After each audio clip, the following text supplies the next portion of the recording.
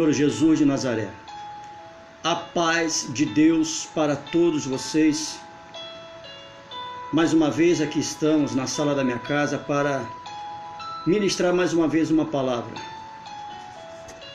Uma palavra boa que com certeza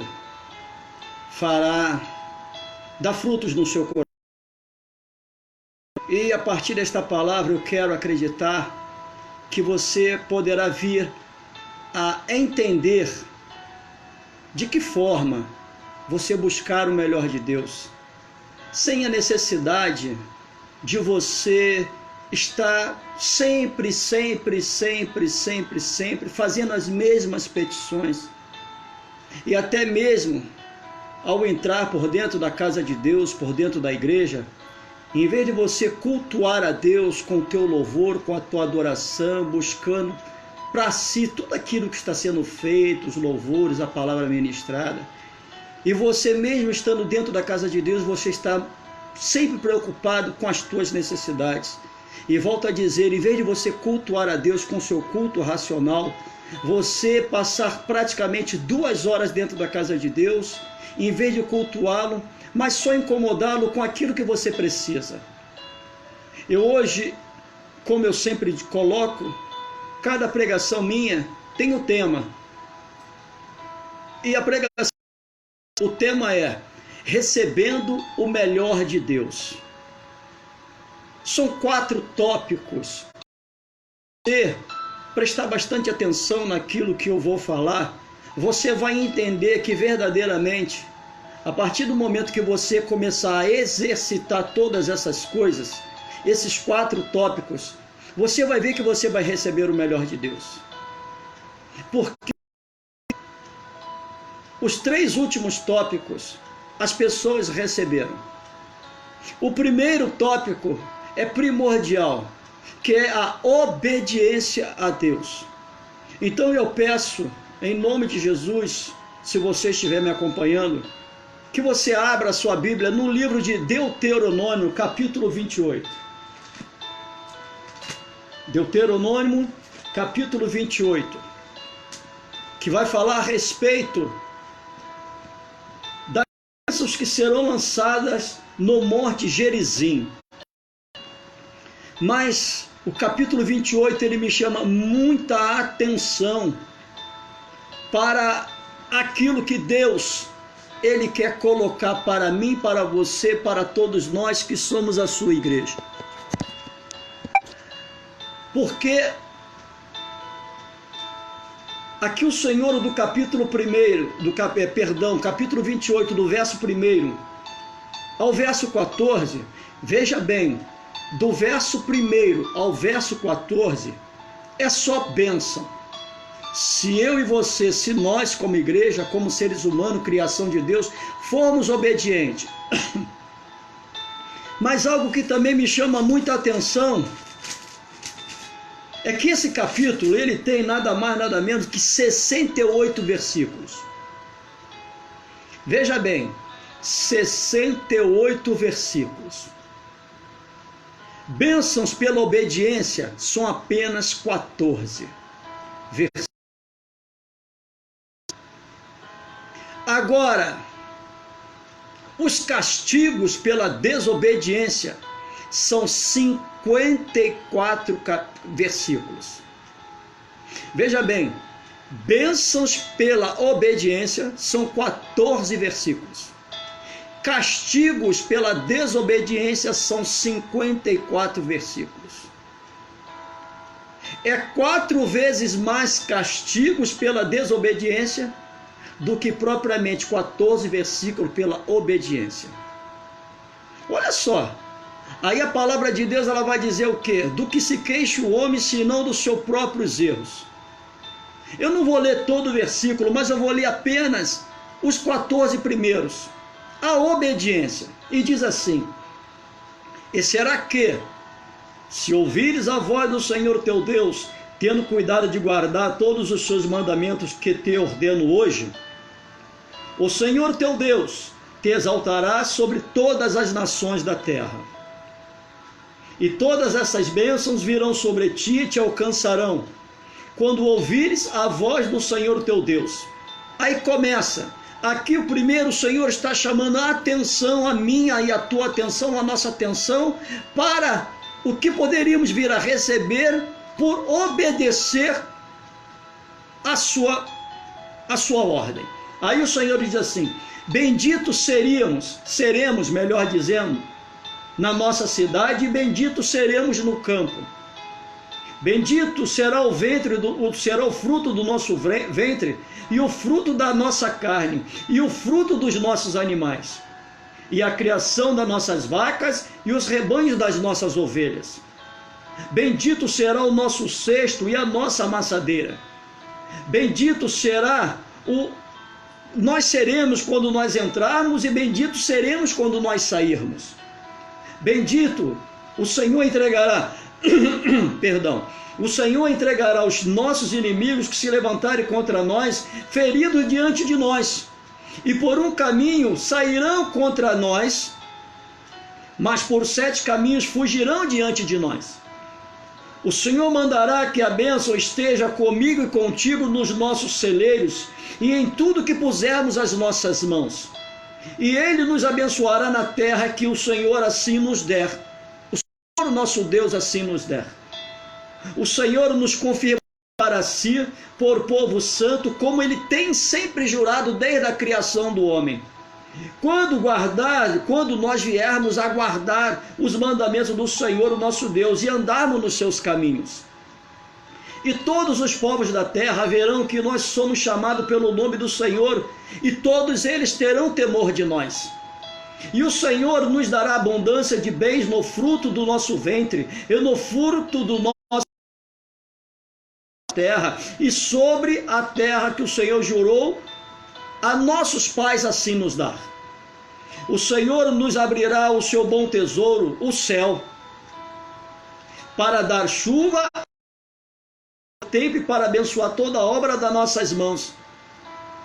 E nós emprestaremos a muitas pessoas, porém nenhum de nós haverá de tomar emprestado. E o Senhor nos porá por cabeça e não por cauda, e nós só estaremos por cima e não por debaixo, quando obedecermos aos mandamentos do Senhor nosso Deus, que hoje Ele nos ordena para os guardar e fazer. E não nós viemos a nos desviar de todas as palavras que Ele assim hoje nos ordena, nem para a direita, nem tampouco para a esquerda, para que nós viemos a andar por outros deuses para o servir. São os 14 primeiros versículos do capítulo 28 do livro de Deuteronômio. 28 são castigos pela desobediência. E aí são muitos. Eu não vou agora recitá-los porque é muita coisa. Mas depois, ao terminar esta ministração, você olhe na sua Bíblia, no livro de Deuteronômio, capítulo 28, a partir do verso 15 até o verso 68. Você vai ver, e volto a dizer, é 4 vezes mais castigos do que propriamente bênçãos. Então, para que eu e você, para que nós venhamos a receber o melhor de Deus, o que nós temos que fazer? Mais uma vez, perdão, eu estou com um pigarro. O que nós temos que fazer? Nós temos que ser obediente a esta palavra, sem tirar nem pôr. Veja bem, nós temos que ser obediente a esta palavra, sem tirar nem pôr. Não que não venhamos a dar ouvido ao homem, ministrando a palavra, pregando a palavra através de um púlpito, atrás de um púlpito, não estou querendo dizer. Até porque o Senhor diz que ainda existe profeta em Israel. Realmente existe ainda, me perdoe, até ao balanço, né? Ao balançar, colocando numa balança, me perdoe até colocar assim, mas a cada 100, 10 ainda são profetas de Deus. Lamentavelmente, 90 não o são. Para você, porque não fugindo daquilo que eu estou pregando, tá? Vou colocar uma referência, um exemplo. Porque lá atrás, uma vez, Elias estava diante de 850 profetas. A Bíblia chama os 851 de profetas, sendo que um apenas era um profeta de Deus. Os outros 850, a palavra de Deus ela diz que eram profetas de Baal. Mas o que tem a ver uma coisa com a outra, pastor? Sim, veja bem, 850 profetas de Baal, melhor dizendo, 450 de Baal e 400 de Aserá. Somando, dá um total de 850 profetas das trevas. Mas aonde eu quero chegar? Elias faz uma proposta a todos eles, que cada um tivesse a sua oportunidade de clamar o nome do seu Deus. Porém, veja bem, depois você vai lá no livro de 1 Reis, que você vai ver. Porém, eles usaram o mesmo altar. O mesmo altar que os 850 profetas de Baal usou, foi o mesmo altar que depois Elias usou. Isso é muito sério. Não foram dois altares, foi um único altar. Primeiro são os profetas de Baal. Clamaram, passaram uma manhã inteira clamando, e nada do seu Deus responder. A ponto deles começarem a pular, gritar, pegar as suas lancetas, começaram a se retalhar, derramando o seu próprio sangue no altar. Sacrifício de tolo, e a palavra de Deus ela reflete sobre isso. E nada do Deus de Baal responder. Após eles terem terminado, após eles terem praticamente se dilacerado, se sangrado, e o seu Deus não ter respondido, aí entra o momento de Elias, usando o mesmo altar. Elias fala para o povo: achegai-vos a mim. E Elias começa a mandar que eles reparassem o altar, ou seja, tirasse o lixo do altar. Coloque assim, faça desse jeito, faça assim. E mal Elias clamou o nome de Deus, desceu fogo dos céus. Elias mal colocou o seu joelho em terra e Deus respondeu à voz do clamor de Elias. Então hoje, se você quer receber o melhor de Deus, volta a dizer, não que você não vá ouvir um homem pregar, mas opte, dê preferência a esta palavra. Porque a palavra de Deus ela diz que nós podemos questionar o profeta, não a profecia. Perdão, nós podemos questionar a profecia, não o profeta. Por que nós podemos questionar a profecia, não o profeta? Porque ali no momento de Elias tinha 851 profetas. 850 estava levando o povo para o inferno. Somente um se disponibilizou para fazer a vontade de Deus, para mostrar o céu para o homem. E nos dias de hoje não está diferente.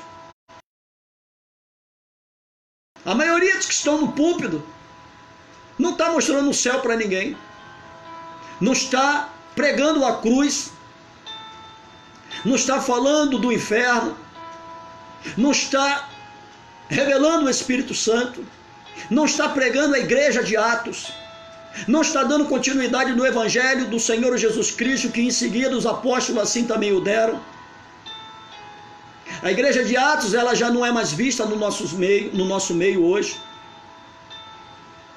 Então hoje é mais viável, mesmo que se quando você abrir a palavra de Deus, abrir as Escrituras, mesmo que quando você vier a ler uma mensagem, seja uma mensagem dura, Deus puxando a minha orelha, a tua orelha, nos repreendendo, chamando a nossa atenção, aceite com gozo, aceite com alegria, porque a palavra de Deus ela diz que o Senhor repreende e faz com seu filho. E nos dias de hoje, vendo o mundo do jeito que está, o que você espera que Deus fale contigo?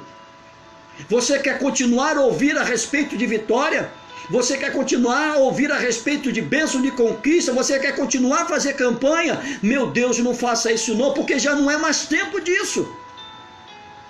É tempo agora de se reestruturar na raiz de Davi, na cruz de Cristo, porque os dias que estão por vir são dias maus. E as minhas vitórias não vão me garantir estar de pé no momento da tribulação, no momento da tentação. As minhas conquistas não vão me firmar, não vão fazer com que eu me esteja firme no momento da tentação. Eu vou me apegar nas coisas visíveis e palpáveis? Não vou, eu tenho que me apegar em Deus. Só que hoje, lamentavelmente, não estão pregando o invisível, estão pregando o visível e o palpável. Não estão falando de dois lugares eternos, céu e inferno, estão falando sobre este mundo.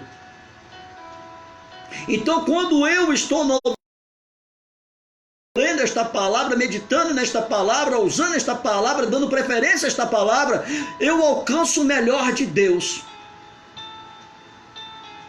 Leia a Bíblia. Leia a Bíblia. Este livro chamado Bíblia haverá de ser tirado do alcance de nossas mãos. É como o salmista Davi ele diz: atei a minha palavra, atei para não pecar contra ti. Que tipo de palavra você tem no seu coração se alguém lá fora, hoje ou futuramente precisar? Que tipo de palavra você tem? Esse é o primeiro tópico. Capítulo 28 do livro de Deuteronômio. Obediência a esta palavra. Para você alcançar o melhor de Deus é a obediência a esta palavra. O segundo tópico é algo também muito interessante, muito sério. É quando o Senhor chama a Josué para uma grande responsabilidade. É praticamente segmento do capítulo 28 do livro de Deuteronômio. Ali no capítulo 1, verso 2, quando o Senhor chama Josué e fala para ele: Moisés, meu servo, é morto. Levanta-te, pois, este Jordão, tu e todo este povo, a terra que eu dou aos filhos de Israel. E o Senhor fala algo para Josué, muito interessante, muito sério. E ele diz assim, ó: não se aparte da tua boca o livro, antes medita nele de dia e de noite, para que tenhas cuidado de fazer conforme tudo quanto nele está escrito. Porque então farás prosperar o teu caminho, e então prudentemente te conduzirás. Não te mandei eu? Esforça-te, tem bom ânimo, não pasme, nem te espante, porque o Senhor teu Deus é contigo por onde quer que andares. Você observou o que o Senhor fala para Josué? Josué só saiu vitorioso porque ele obedeceu às ordens de Deus. Ele deu continuidade naquilo que Moisés lá atrás tinha feito. Moisés conseguiu tirar o povo do cativeiro do Egito. Moisés, graças a Deus, por ele obedecer a Deus, ele conseguiu vencer todos os obstáculos que eram colocados diante dele para que ele não tirasse o povo do Egito. E um a um obstáculo ele foi vencendo, e olha que cada obstáculo que aparecia diante de Moisés era o próprio Deus que colocava. O próprio Deus dizia para Moisés que Moisés fosse ao Egito, ele endureceria o coração de Faraó. Então todos os obstáculos colocados na frente de Moisés, foi Deus quem o colocou. É algo muito sério. E diante de Moisés obedecer a Deus, Moisés fez maravilhas. Melhor dizendo, através da vida de Moisés, Deus fez maravilhas. Conseguiu tirar o povo do Egito, abriu o Mar Vermelho, falou com Moisés face a face. Moisés teve o gozo de ver Deus pelas costas. O Senhor deu assim a alegria a Moisés de vê-lo na sarça ardente, de ouvir a sua voz, contemplar a sua glória, tudo pela obediência. E quando Moisés é morto, Josué assume o seu lugar. E Deus dá essa ordem para Josué. Agora, Josué, Moisés é morto, agora a responsabilidade é tua. Faça tudo que Moisés fez e eu continuarei a ser Israel. Eu continuarei a ser contigo, porém medita nesse livro de dia e de noite. Alimenta-te dele. E por Josué ter feito obedecendo a ordem de Deus, algo muito maravilhoso. Através da liderança de Josué, os muros de Jericó foram derribados. Através da liderança de Josué, o rio Jordão ele foi aberto. Meu Deus, coisa linda! Porque lá atrás, Moisés conseguiu libertar o povo do Egito. Moisés conseguiu abrir o mar vermelho. E Josué dá continuidade em tudo quanto Moisés fez anterior a ele. Pelo simples fato de obedecer e meditar na palavra de Deus, ler a Bíblia constantemente, diariamente. Não apenas ouvir os profetas, ouvir os sacerdotes, porque da mesma forma que ao lado de Moisés tinham os sacerdotes, tinham os profetas, após a morte de Moisés, deu-se continuidade de profetas e sacerdotes ao lado de Josué. Mas Josué também, como Moisés, não optou apenas ao ouvir os profetas ou os sacerdotes. Ele deu preferência em ouvir a voz de Deus. Meu Deus, algo tremendo. Josué deu continuidade, ele lia o livro da lei, ele estudava a lei, ele estudava, ele buscava conhecer a Deus através da palavra dele. Meu Deus, coisa linda. O terceiro tópico está ali em Êxodo, capítulo 2. Vejamos, recapitulando, Deuteronômio 28 é obediência. Josué, capítulo 1, do 2 ao 9, estudo e leitura da palavra.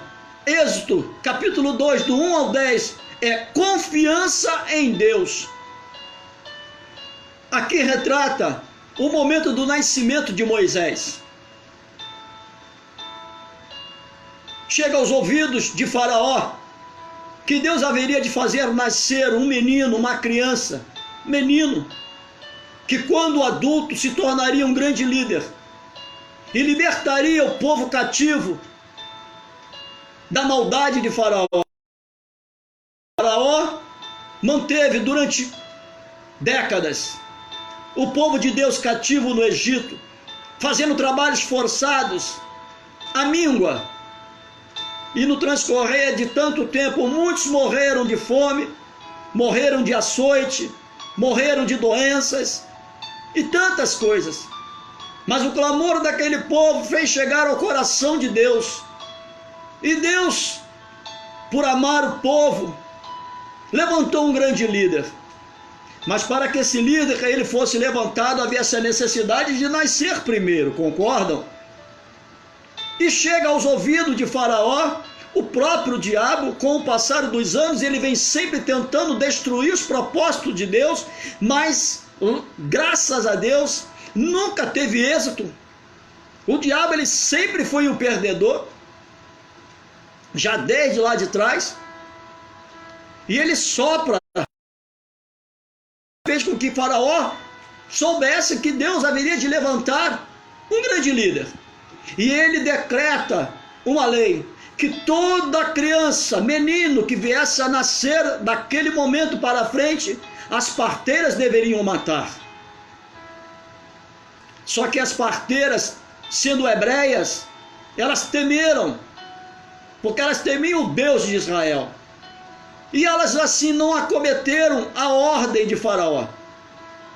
Porém, 2 anos praticamente depois, chega aos ouvidos de Faraó que as hebreias não tinham feito o que ele tinha ordenado. E ele coloca um outro decreto, que todo menino abaixo de 2 anos A partir daquele momento, deveriam ser mortos.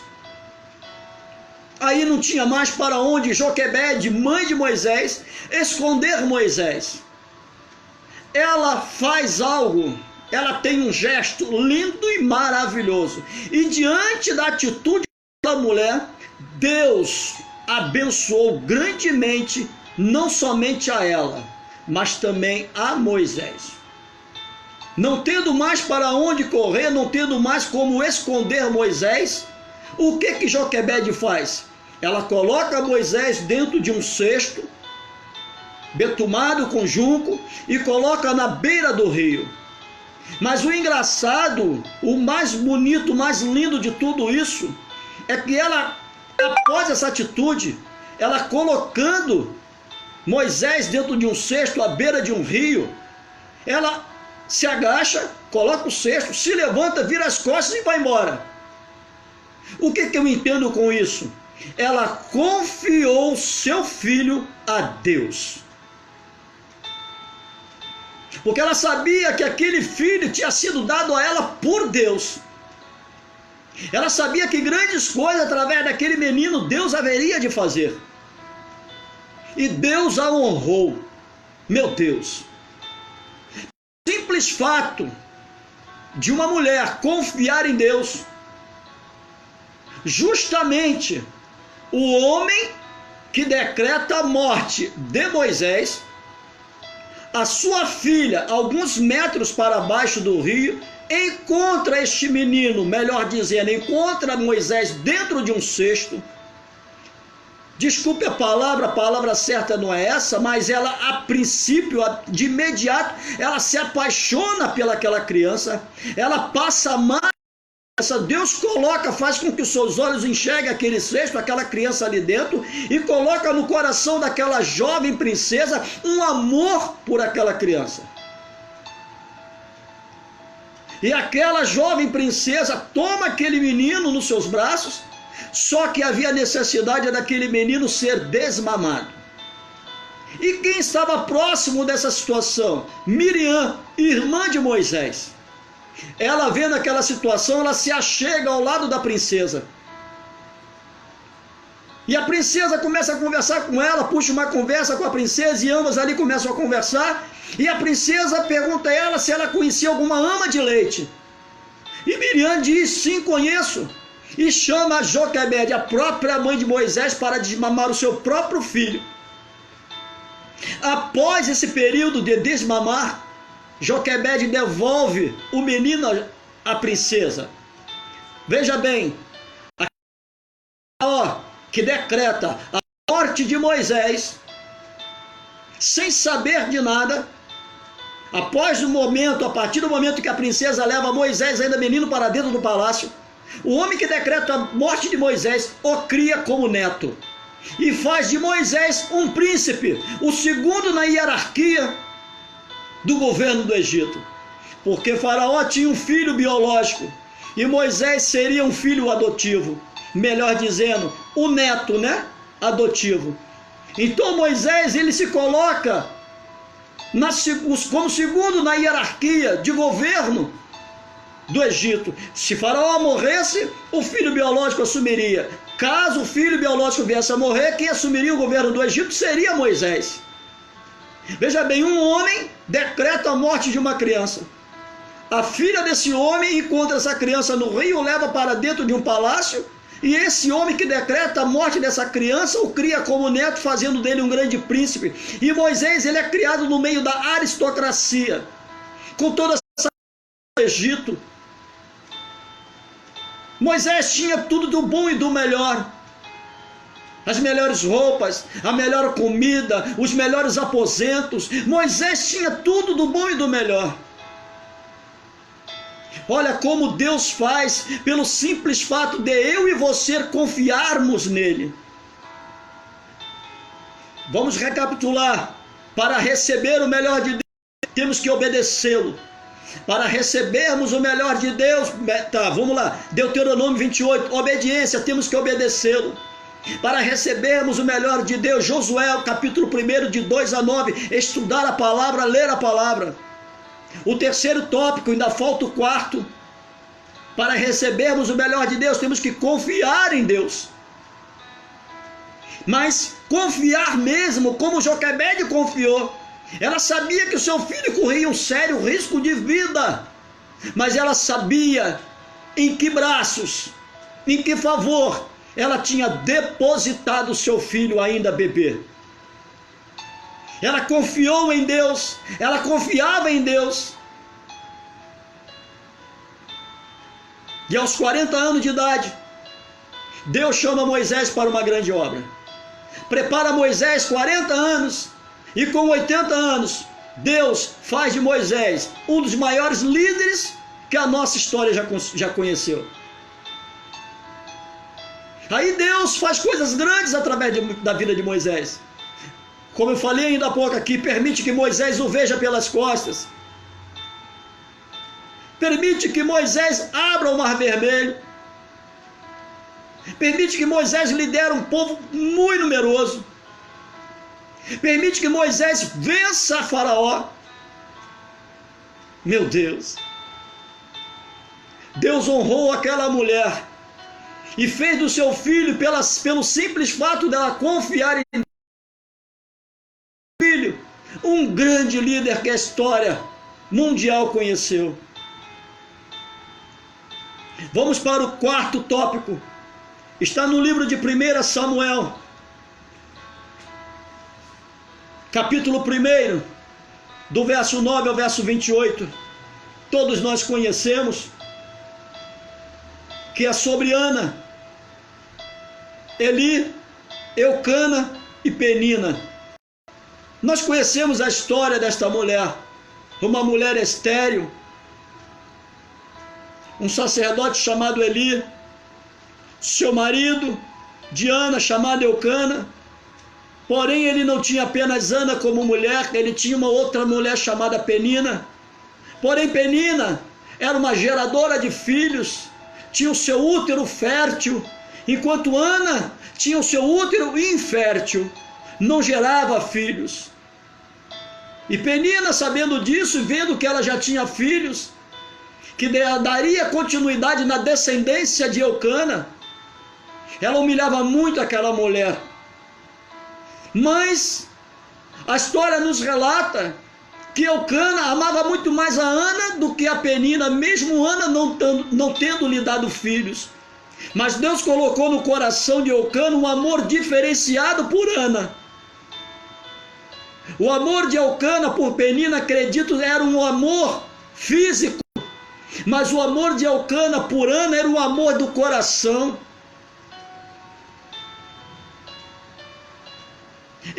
Veja bem, vamos recapitular aqui, Deuteronômio 28, para a obediência.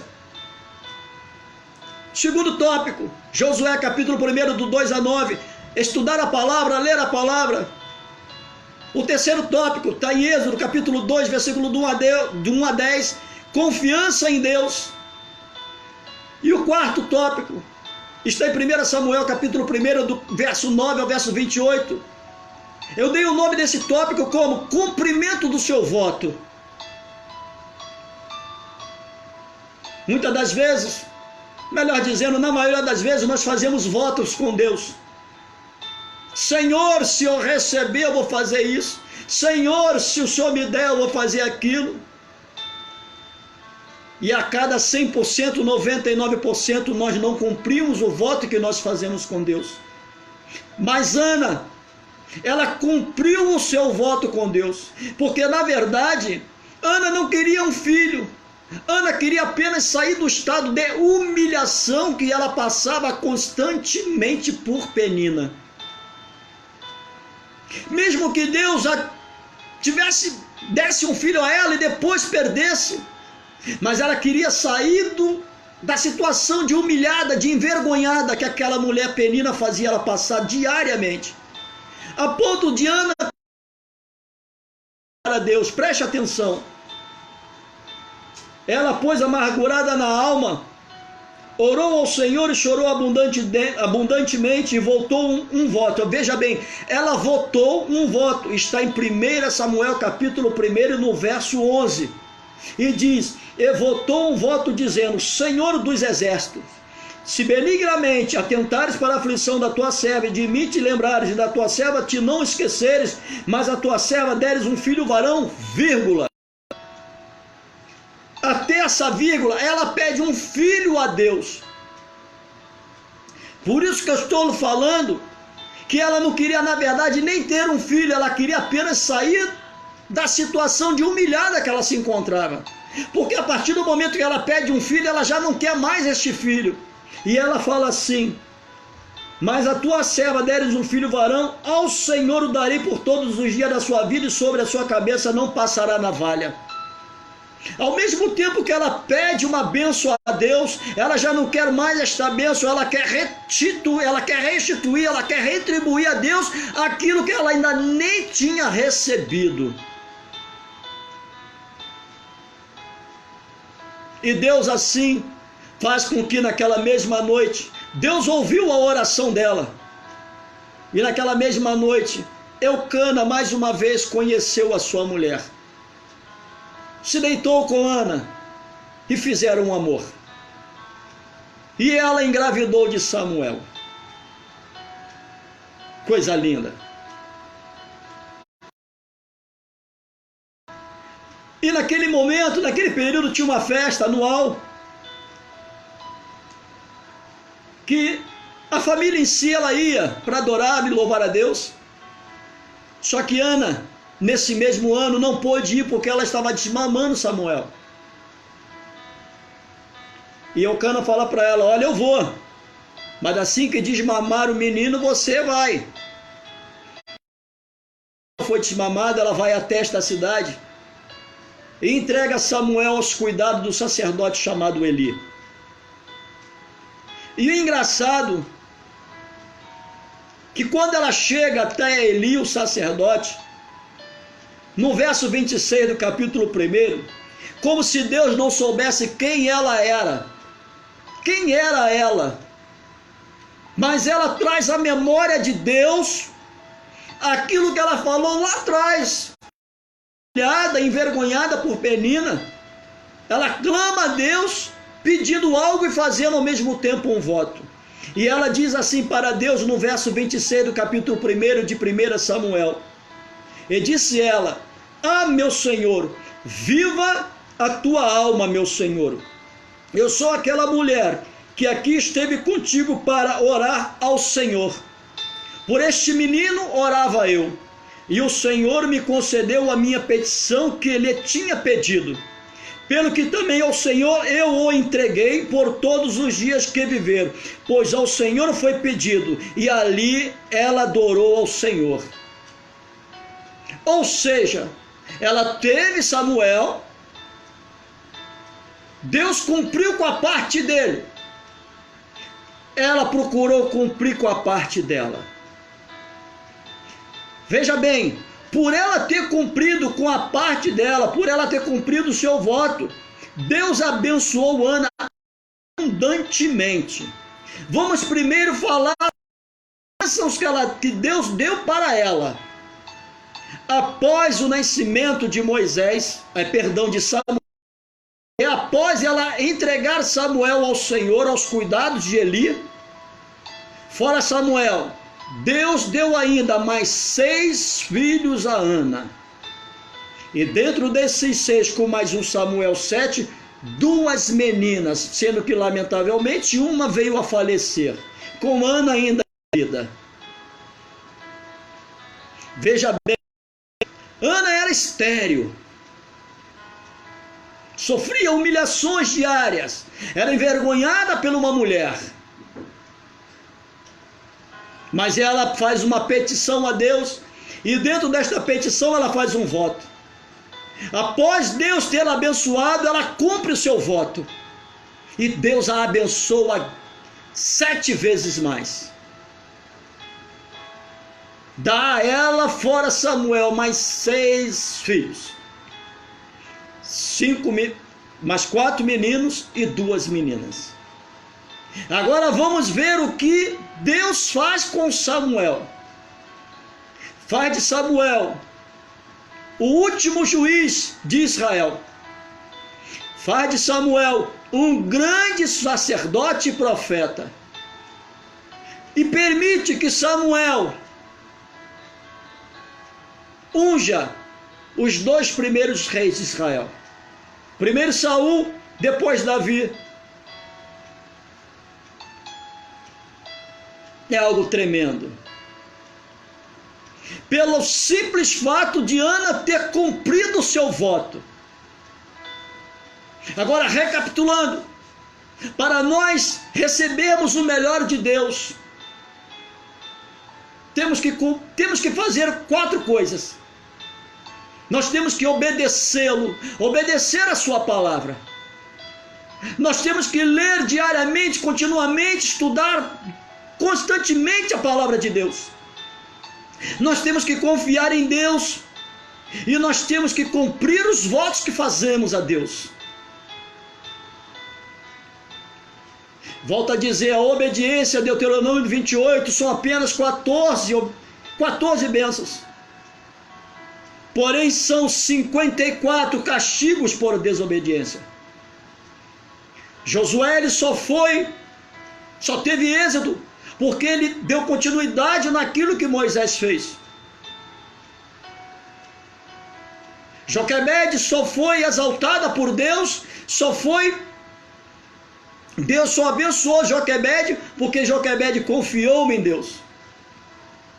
Deus exaltou Ana e abençoou o seu filho porque ela cumpriu o seu voto.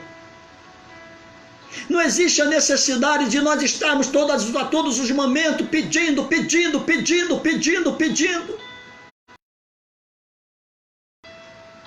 Basta obedecermos esta palavra. Basta confiarmos no Senhor. Basta vir a ser cumpridores dos nossos votos. E basta sermos leitores, estudiosos, assíduos da sua palavra. Se você quer, se nós queremos o melhor de Deus, ou seja, o melhor dos céus, nós temos que estar envolvidos com esses 4 tópicos. Porque ali no livro de Isaías, capítulo 1, no verso 19, vai dizer, vamos lá, o que o Senhor diz em Isaías, capítulo 1, no verso 19, o Senhor diz, se nós quisermos e ouvirmos, comeremos o bem desta terra. Ouvirmos, mas ouvir quem? Ao homem? Não, ouvir Deus através desta palavra. Mas se nós quisermos, tem que ter o meu, tem que ter o teu, tem que ter o nosso querer de buscar esta palavra, de ouvir Deus através da leitura. Será que eu quero confiar em Deus? Será que eu quero ser cumpridor dos meus votos? Será que eu quero obedecer esta palavra? Para que eu possa comer o bem desta terra, eu preciso obedecer esta palavra, eu preciso estudar essa palavra, eu preciso confiar nesta palavra e eu preciso ser cumpridor dos meus votos para com esta palavra. Porque as verdadeiras promessas não estão na boca do homem, as verdadeiras promessas estão nesta palavra.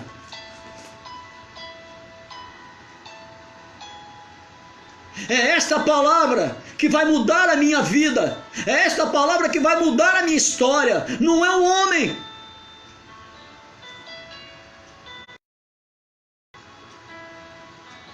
É por isso que a palavra de Deus ela diz em Oséias, o povo de Deus ele foi destruído porque faltou conhecimento. A maioria hoje não quer mais ouvir Deus, opta em ouvir o homem. A maioria hoje não querem cumprir os seus votos, só querem pedir. A maioria hoje não querem obedecer, querem viver segundo as suas próprias concupiscências, buscando doutores conforme as suas próprias concupiscências. Porque os doutores da lei hoje, os doutores da letra, vai falar aquilo que eu e você queremos ouvir. Mas esta palavra, na maioria das vezes, fala aquilo que nem eu nem você quer ouvir.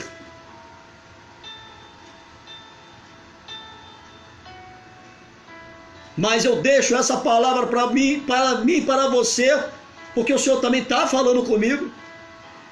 Eu deixo essa palavra para todos nós, que sejamos obedientes a ela, que venhamos a lê-la, a estudá-la assiduamente, que venhamos a confiar em Deus, que venhamos a ser cumpridores de nossos votos, para que possamos comer o bem desta terra. Que o Senhor Jesus Cristo assim possa abençoar a sua vida e que possa passar essa mensagem para tantas outras pessoas que possivelmente assim você conhece. Eu nunca fiz o que eu vou fazer não, tá? Mas eu vou fazer pela primeira vez. Isso aqui é um canal meu no YouTube, onde eu ministro o Evangelho aqui dentro da minha casa, na minha sala, eu ministro o Evangelho. Se inscreva aí no meu canal, porque em breve, com tudo isso que está acontecendo aí, com essa pandemia, muitas coisas já estão sendo desligadas, como jogos de futebol,